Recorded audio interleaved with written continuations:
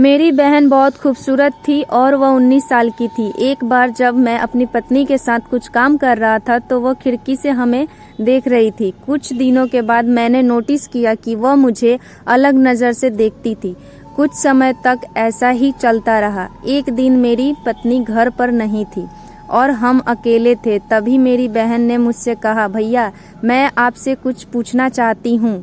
मैंने उससे पूछा, क्या पूछना है? उसने कहा, भैया मैं आपको कैसी लगती हूँ? मैं जवाब दिया, तुम बहुत अच्छी लग रही हो। फिर उसने पूछा कि क्या आप मेरे साथ वह सब करेंगे जो उस रात भाभी के साथ कर रहे थे? मैंने आप दोनों को ऐसे करते हुए देखा था। मैं यह सुनकर शॉक हो गया। क्या तुम सच कह रही हो? क्या तुमने हमें देखा? अब मैं बड़ी हो गई हूँ, लेकिन अब तक मेरा कोई बॉयफ्रेंड नहीं है। मैं यह सब करना चाहती हूँ, लेकिन इसे कंट्रोल करना बहुत मुश्किल है। मैंने कहा, ठीक है, लेकिन तुम्हारी भाभी का क्या? उसे कहा तो यह भाभी को मत बताओ। मैं अभी नहीं बताऊंगी। मैंने उसकी बात पर सहमति जताते हुए कहा, दरअसल मैंने काफ़ी समय से ऐसा करने की सोच रहा था, लेकिन आज जब मेरी पत्नी सो गई तो मैं नज़दीकी घर के अंदर गया तो वहाँ का नज़ारा देखकर मैं बहुत उत्साहित हो गया और बहन मेरे इंतज़ार कर रही थी। मैंने कभी नहीं सोचा था कि मेरी सारी चीज़ें मेरी बहन ने देखी होगी। मैंने उससे मजाक किया था, लेकिन जब उसके खुद का मजाक बनने का समय आया तो मैं थोड़ा घबरा गया। दोस्तों, आज की कहानी बहुत बढ़िया होने वाली है। कहानी को अवश्य सुने और चैनल को सब्सक्राइब करें ताकि आप हर दिन ऐसे नए कहानी मेरे आवाज़ में सुन सके।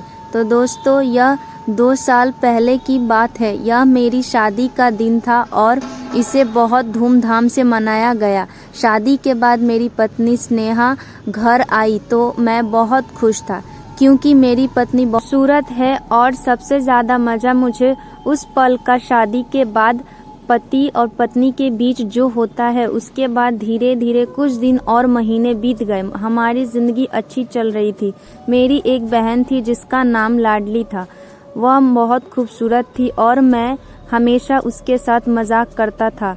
एक दिन लाडली का फ़ोन आया और उसने कहा, भैया मैं बस स्टैंड पर आ गई हूँ, मुझे लेने आ जाओ। मैं एकदम शॉक हो गया। मैंने कहा, क्या तुम सच बोल रही हो? तो वह बोली, हाँ भैया, और मैं तुरंत बस स्टैंड चला गया। पत्नी ने पूछा, कहाँ जा रहे हो? मैंने बोला, लाडली बस स्टैंड पर मेरा इंतज़ार कर रही है। पत्नी को इस बात पर विश्वास नहीं हो रहा था, क्योंकि लाडली ने किसी को नहीं बताया था कि वह आ रही है। बस स्टैंड घर से 2 किलोमीटर दूर था। मैं 5 मिनट के वहाँ पहुँचा। 5 मिनट बाद जब मैं वहाँ गया तो लाडली मेरे इंतज़ार कर रही थी और मैंने उससे कहा, लाडली तुम्हें हमें फ़ोन करके बताना चाहिए था कि तुम आ रही हो। वह बोली, भाभी को सरप्राइज देने के लिए नहीं बताया। मैंने पूछा, इस बड़े बैग में क्या है? उसने कहा, यह मेरे कपड़े हैं, अब मैं 2-5 महीने के लिए रहने आई हूँ। उसके बाद मैं उसे अपने घर ले आया। ज्योति लाडली को देखकर स्नेहा बहुत खुश हुई। मैंने स्नेहा से कहा, मुझे नाश्ता जल्दी दे दो, क्योंकि मेरे ऑफिस जाने का समय हो गया है। मैं शाम को जल्दी घर आ जाऊंगा। स्नेहा शीशे के सामने अपने बालों को कंघी कर रही थी। मैंने उससे पीछे से पकड़ लिया और उसने मेरी हाथ पकड़ ली। जब उसने मेरी तरफ देखा तो मैं झट से उसे छोड़ दिया। और तू लाडली, तुम्हारी भाभी कहाँ है और तुम उसके कपड़े क्यों पहनी हो? लाडली ने कहा, भाभी बाजार गई है कुछ लाने के लिए। तो मैंने उनसे कहा कि जाओ चाय बनाओ, और फिर लाडली चाय बनाने के लिए रसोई में चली गई।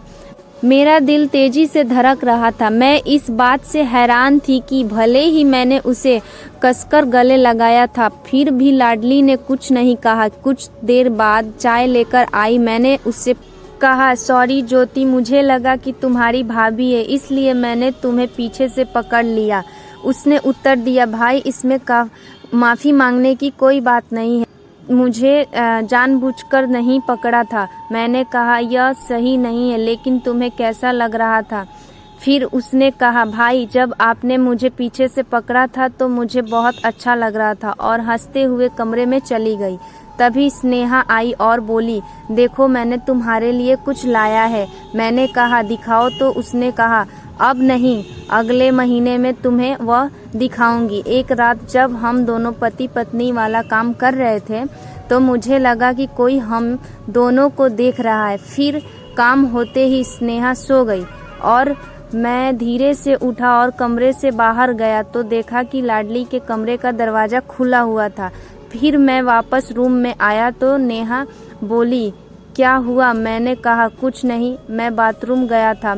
मेरी पत्नी ने आगे कुछ नहीं कहा और वह सो गई। जब मैं उठा तो उस रात की घटना के बारे में सोचते हुए लाडली की तरफ देख रहा था।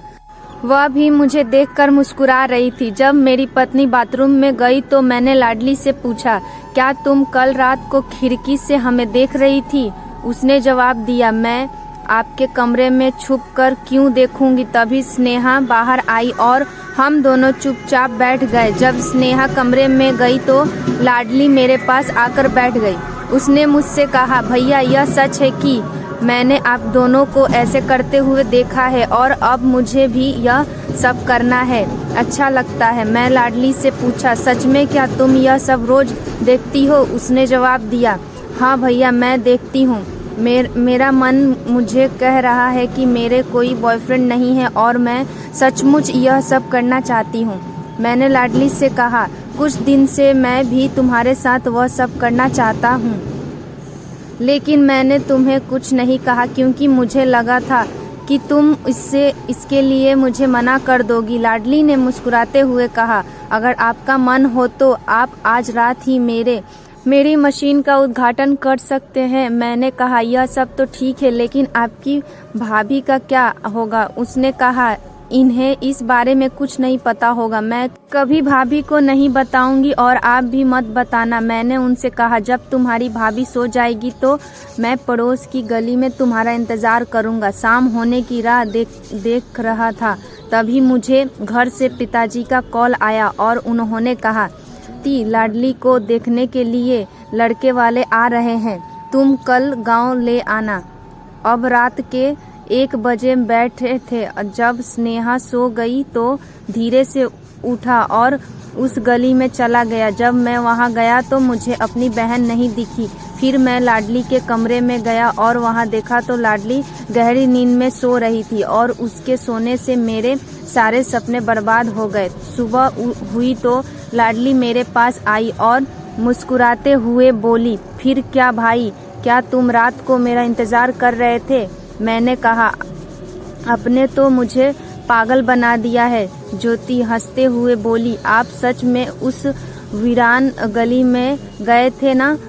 मैंने कहा, मैं वहां गया था लेकिन तुम आई नहीं, इसलिए मैं फिर घर आ गया। अब गहरी नींद में सो रहे थे। लाडली ने मुस्कुराकर जवाब दिया, मैं तो बस आपके साथ मजाक कर रही थी।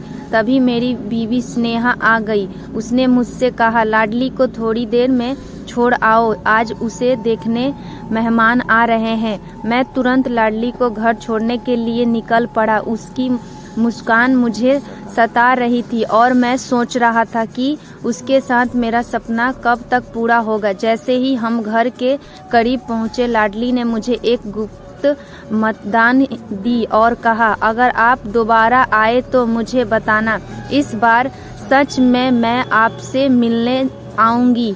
ऐसे ही कहानी सुनने के लिए हमारे PKR स्टोरी चैनल को सब्सक्राइब करें ताकि जैसे ही हम वीडियो डालें तो आप उसे देख सकेंगे। धन्यवाद दोस्तों।